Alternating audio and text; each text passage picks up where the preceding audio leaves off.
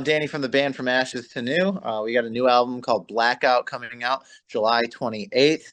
I think it's one of our best records ever. I think our best record ever. It's really heavy. It's got some great choruses. We really wanted to take the heaviness to the next level. So there's a lot of intensity in the vocals and great breakdowns and really heavy drums. We're stoked about it. We can't wait for everybody to hear it. Go pre-download, pre-save, all that good stuff. Really helps out our first week numbers. Beautiful. Danny, thanks for joining us today, brother. Thanks for having me. No worries. So as you mentioned, From Ashes to New release your latest album, Blackout, on July 28th. Like, how you feel about it, mate, this close out? Like, do you get nervous, anxious, excited? Definitely excited.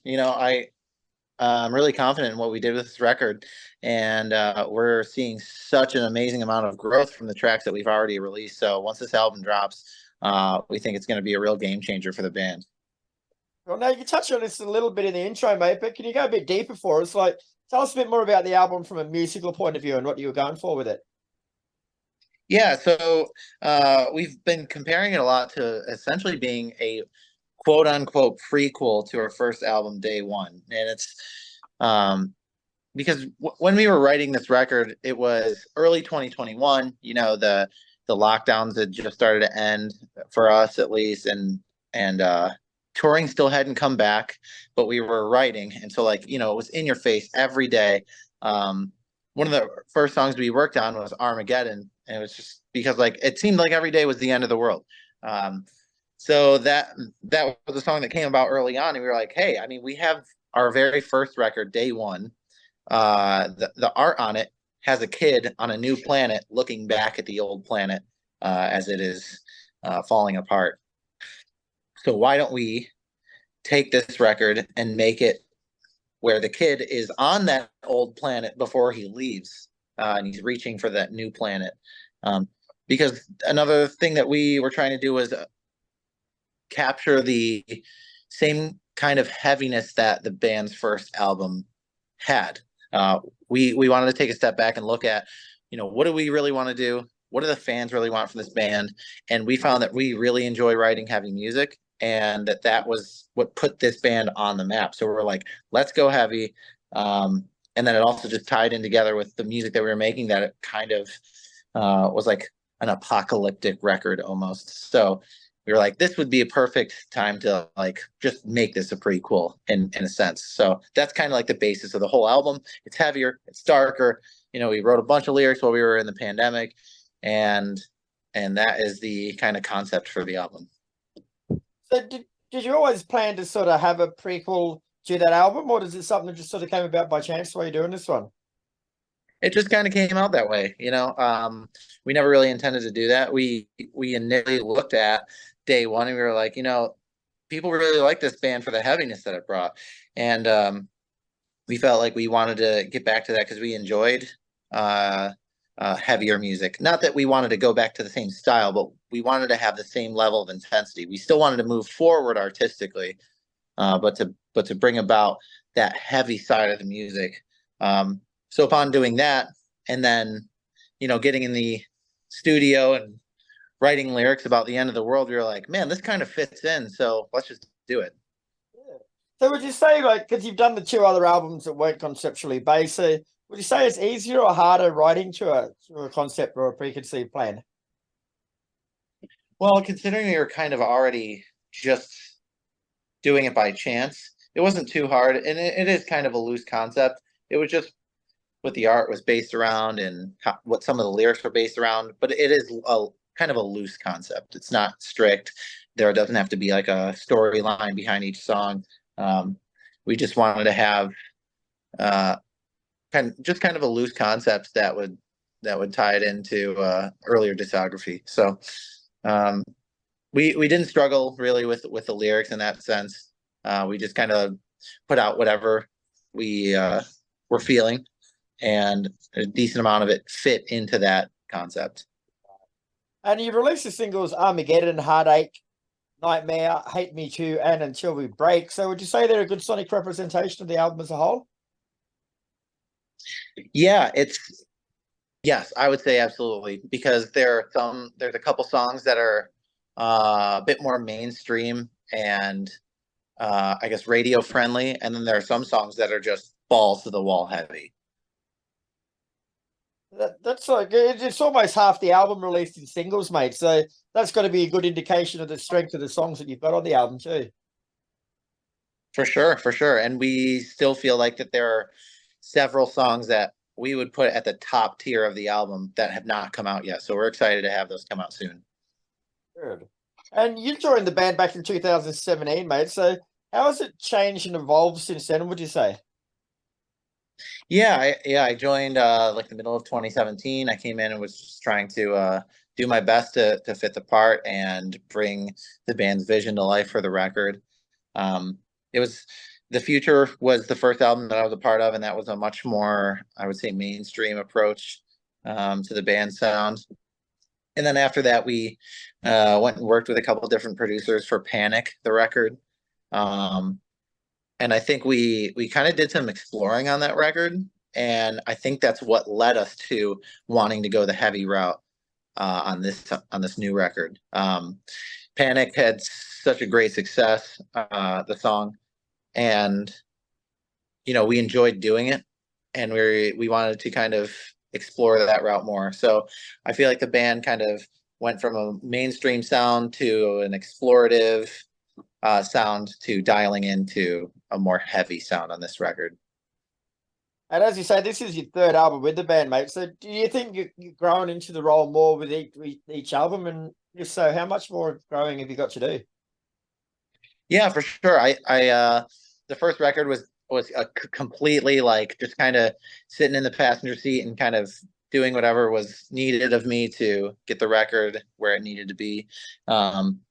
I helped a bit more with Panic and felt a bit more comfortable. And then on this record, I feel like I really got to sing and sound the way I've always wanted to sound.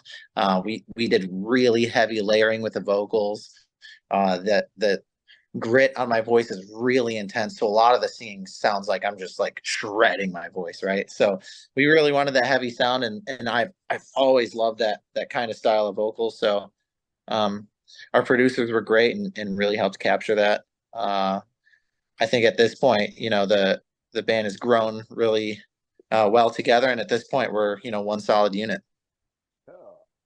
And from us, it's you're a band who blend heaps of styles and genres, like from new metal to rap metal. There's alternative metal, punk, hard rock, electronic, or a few more in there, mate. So how does it all come together? Yeah, sometimes it blends, and then other times we have moments where it really sticks out into the different genres. And I think that's the cool thing about having different genres in your music. Monster and Me is a song on this record that the few people who have heard it really, really enjoy it because it is such a departure from, I would say, the rest of the music that we've done. It's super, super hip hop heavy. It's like 90% rap. And then the one repeating part in the song is just a screaming part. So there isn't even any singing in it. That's an example of like us kind of really showcasing and highlighting one aspect of our music, whereas something like I would say Heartache is more blended, where it's like it all kind of seamlessly works together.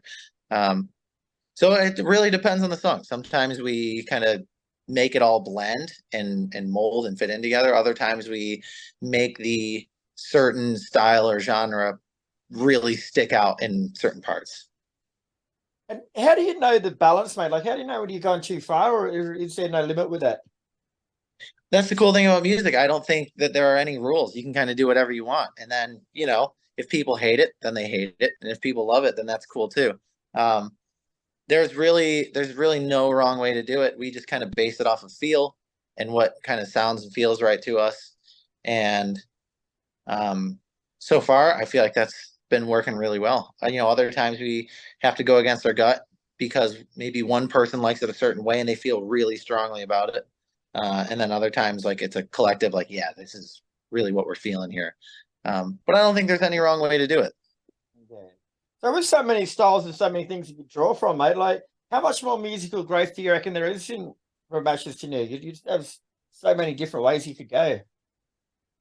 Yeah, I think that's the beautiful thing about music is that there is no finish line. You're always going to be growing. There's always going to be new music coming out that might inspire you or might change your taste, etc. And there's always music that you just haven't discovered yet that's been around that can change your taste and your influences and all that stuff. So, this I think this band and any band can always grow, can always change, and can always evolve into something else.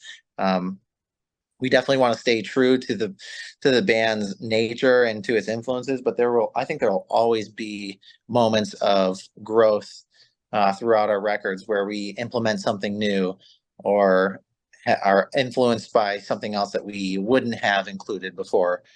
And I think we'll always continue to do that just because like that's what makes music fun is just expression. So we always got to express whatever our influences and our inspirations are, and that is ever, ever changing. So Blackout comes out on July the 28th, mate, but what's next for From Ashes to New after that? Have you got plans for the rest of the year? Yeah, we're looking at trying to put together a tour towards the end of the year. We don't know what that looks like quite yet. We got Shiprocked early next year, which is like a rock festival cruise, which is a really awesome cruise. And we're hoping to come to Europe at some point. We don't have any plans for Australia yet, unfortunately. I wish I could say otherwise, but we will have to get down there sometime soon. But that's it for now. The album drops. We're gonna try to put together a tour on it. We're gonna hit Shiprocked, and then hopefully we'll be able to hit Europe after that. We're trying to put something together. So. All right. So, well, thanks very much for your time today, Danny. It's been a pleasure speaking with you, mate, and best of luck with the album. Yeah, you as well, man. Blackout is out 28th of July, so get around it.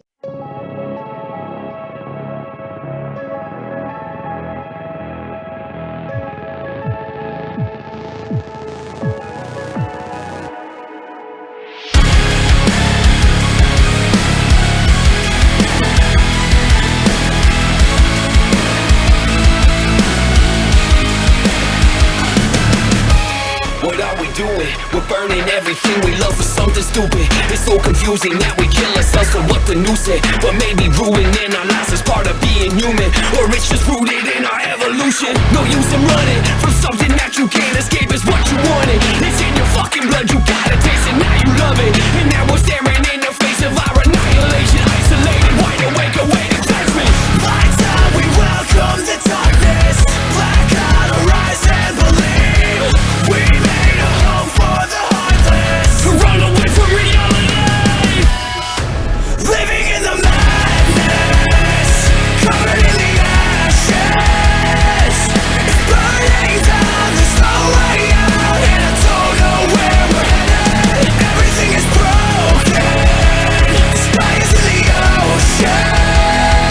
It's burning down, there's no way out. The sun goes down and it's Armageddon. The destruction in motion we're witnessing is related. We build explosive emotions and then we just detonate them. We play roulette with full clips, then we go to bed praying I'm fucking losing my shit. There's no solution, I hate it.